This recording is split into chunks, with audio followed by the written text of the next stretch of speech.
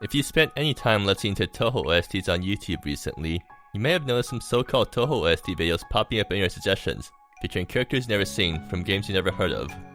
Or, maybe you've already played those fan games and have thought, hey, the music sounds really nice, is there more like it? Or, maybe you're only subscribed to me because of Possible Final Boss theme, and you just noticed this video, in which case, you're in the right place too. Whatever the reason may be, it's now time for me to drag you down the Touhou-Style rabbit hole.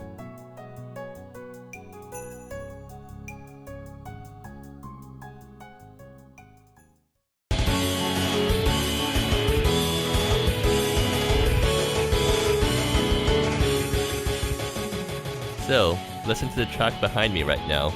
If you've been around in the community long enough, you might have heard it already.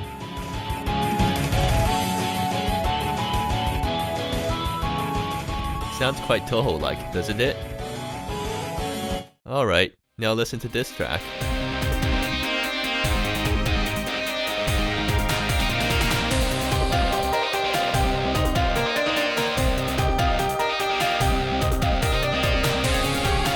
Okay, it probably feels pretty Touhou to you still, despite being quite different from Zun's usual fare.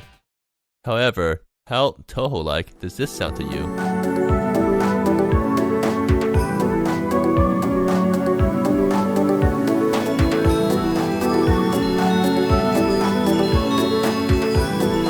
Was that even a Touhou-style track? Well, according to most of the community, it is.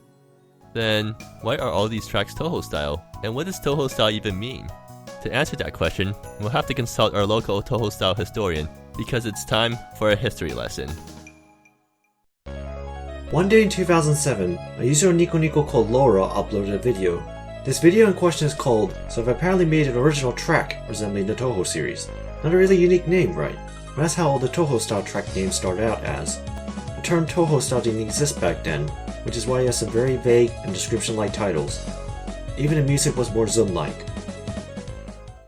From 2008 onwards, we had more composers join in on the scene with the goal of replicating Touhou tracks to the very basic components. For this small community of composers, the concept of Zun-style music was cemented. Some of the notable names during this time period were Kiryu,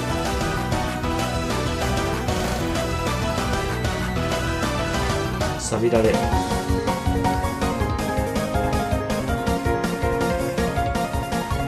Misora,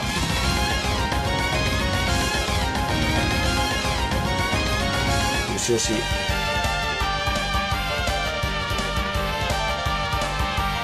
and FD.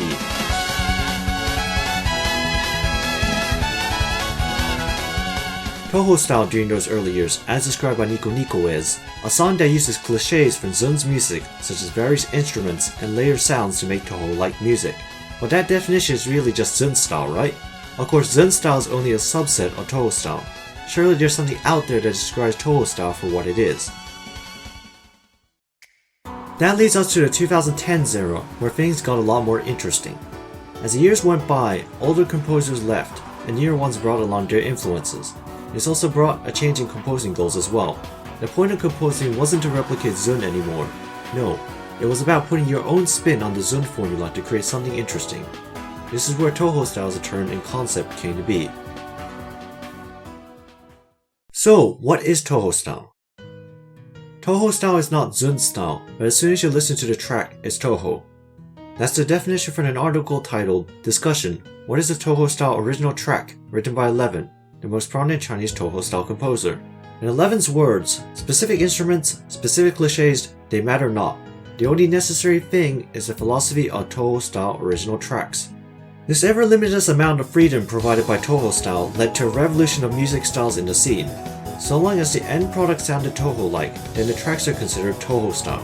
However, this also led to a very vague definition of Touhou style as a genre, because no one can really agree on what is Touhou sounding. The vagueness does, however, allow composers to push the boundaries of composing and make something totally new while retaining some qualities of Touhou. This definition of Touhou style music is obviously not much of a definition though. Then again, Zun is also constantly experimenting when it comes to his music.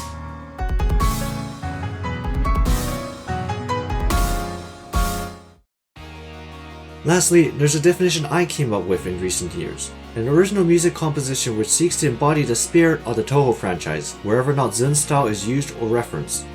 It combines the previous two definitions in order to make a sort of a middle ground between both Zun style and Touhou style. Both are important as they stand for Touhou itself. Without Touhou, there's no Zun style and Touhou style. Modern Touhou style aims to explore the styles of the individual and not of Zun himself.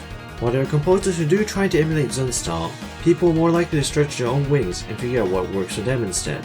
While varying opinions differ, people like 11 say that most composers in the Chinese and international scene don't care for Zun style, whereas it's still a pretty popular thing in Japan.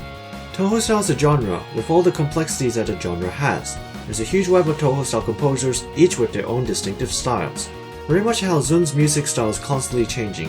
Touhou style music is whatever the community agrees is Touhou style and is constantly redefined as members of the community create more and more content. If you like the idea of experiencing a variety of tracks that resemble Touhou, then Touhou style may be the thing for you. Nowadays, tracks are pretty accessible and can be readily listened on platforms such as YouTube, Nico Nico, SoundCloud, and Bandcamp.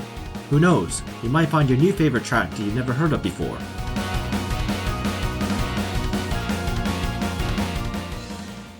Alright, thanks for a history lesson. But now, you may be wondering where to find these fan songs. Thankfully,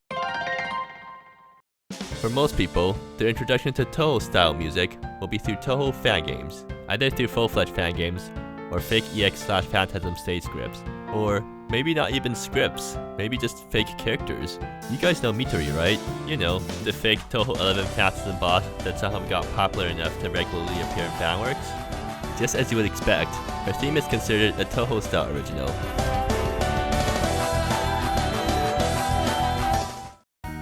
But back to Fangames. Fangames really are the best way to experience Touhou-style tracks, because Touhou-style, at its roots, is meant to be video game music. In fact, the composer community has a symbiotic relationship with the fangame community. Fangame makers need composers to compose for their games. In return, the composers get their songs heard the way they were meant to be heard. If you're here though, you probably don't need encouragement from me to play more Fangames. But if you do, my two recommendations are Marine Benefit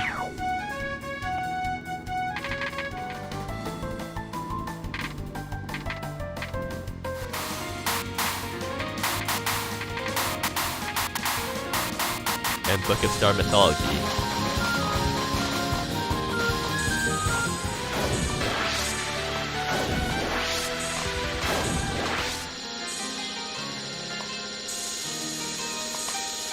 Speaking of fangame-like albums, fully fledged games are a lot of work, and not everyone has the time or resources to pull off something like that.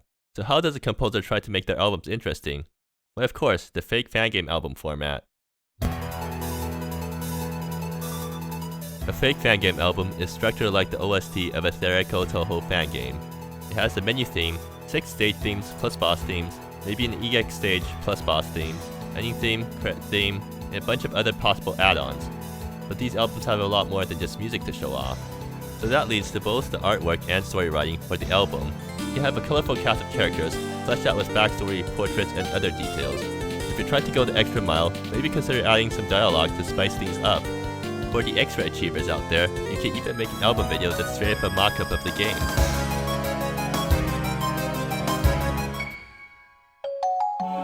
This album format just makes everything into reality, minus the actual playable game of course. But hey, you can always hope that some dev team likes your thing enough to pick it up as their next project. As for why this fake fangame album format is so popular, it again stems back to Touhou-style 1-3 VGM, and VGMs are a lot more memorable when heard with the original context. The most two well-known fake fangame albums are Treasure Castle Labyrinth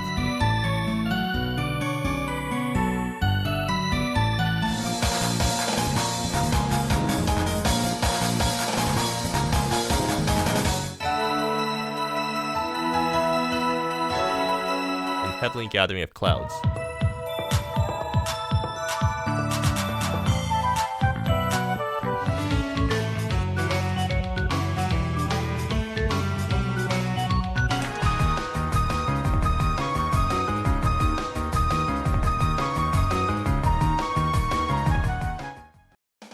Treasure Castle Labyrinth is notable for being conceived back in 2010 as just a fake fangame concept, before finally being albumized by someone else in 2014. Then it eventually got picked up by a fangame dev team and a demo released in 2019. It really does show the love and dedication of the Touhou Fangame community. Of course, you can't forget about some of the more recent fake Fangame albums. But while fake Fangame album formats do sound fun, they do take a lot of work to set up in the first place. If fake Fangames aren't for you, then what about Hifuu Albums?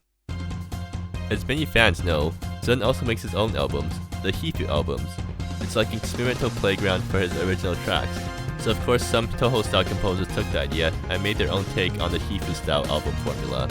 While you have composers who do both originals and arranges, some people go ahead and make their albums all originals, or even put in an insane amount of tracks for the fun of it. Some do go the extra mile and write a Hifuu story, where the iconic duo, Mary and Renko, goes and does something related to their club activities.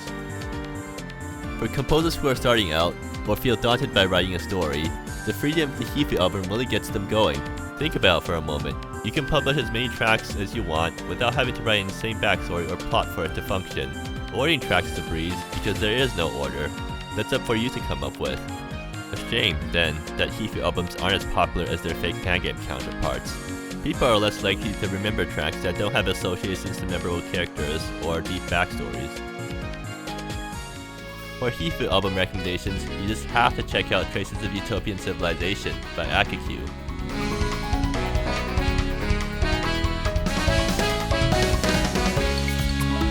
But basically, not only are the tracks amazing, the album also comes with a story that feels right at home in a Hifuu album and perfectly complements the music.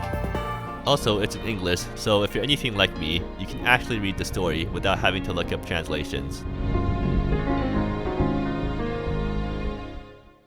And of course, for the last type of album, how can we forget about the most basic structure of them all? A regular album. Not all albums have to follow a predefined structure. Some people just take some songs that they've made and bundle them into an album.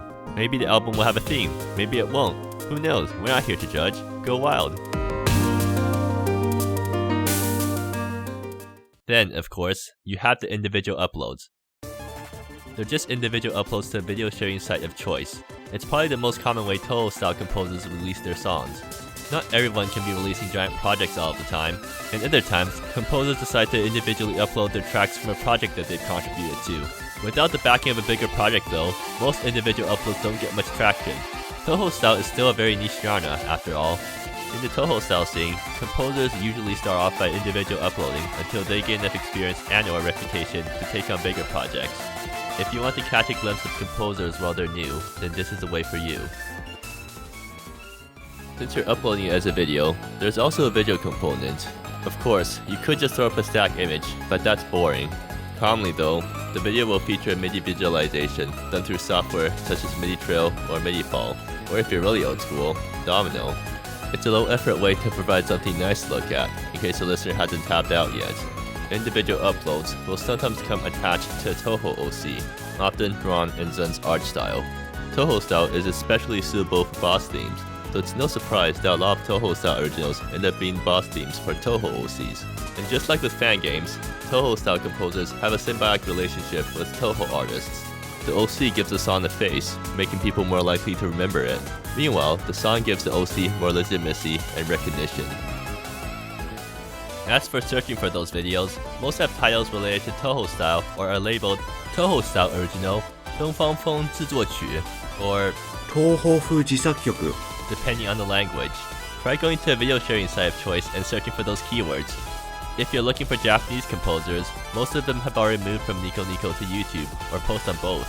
Chinese composers usually only post to Bilibili. International composers are on YouTube, so you can find them relatively easily. After searching a tag, I tend to sort by new. Of course, make sure to like and subscribe to those composers, both so that you know about any new uploads as they happen, and to show your support. Again, the Touhou-style community is tiny, so they need all the help that they can get.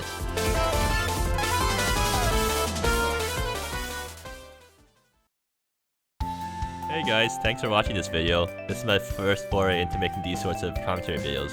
I mean, I have made edited videos in the past before in the form of tutorials and albums, but those were completely different kinds of editing. Also, turns out my voice is not very fit for these types of commentary videos. Oborochi had to coach me a lot while I was recording this, but maybe I'll just get better over time. A special thanks again to Oborochi for helping me with the research and writing the script, as well as Tokiko, no, not that Tokiko, for looking over the script and doing the image hunting. I am planning on making more of these types of videos eventually, where I just talk about Touhou-style stuff. In the meantime, if you're bored and itching for more, I've linked some articles in the description. There's this one about why you should get into Touhou-style, and then there's also that one by Eleven that we mentioned earlier in the video, that translated into English. It articulates many of the points that we made in this video, but better, and was also a major source of inspiration for our definition of Touhou-style. We've also linked a massive playlist of Touhou-style originals in the description. Maybe you'll find a new favorite somewhere in there.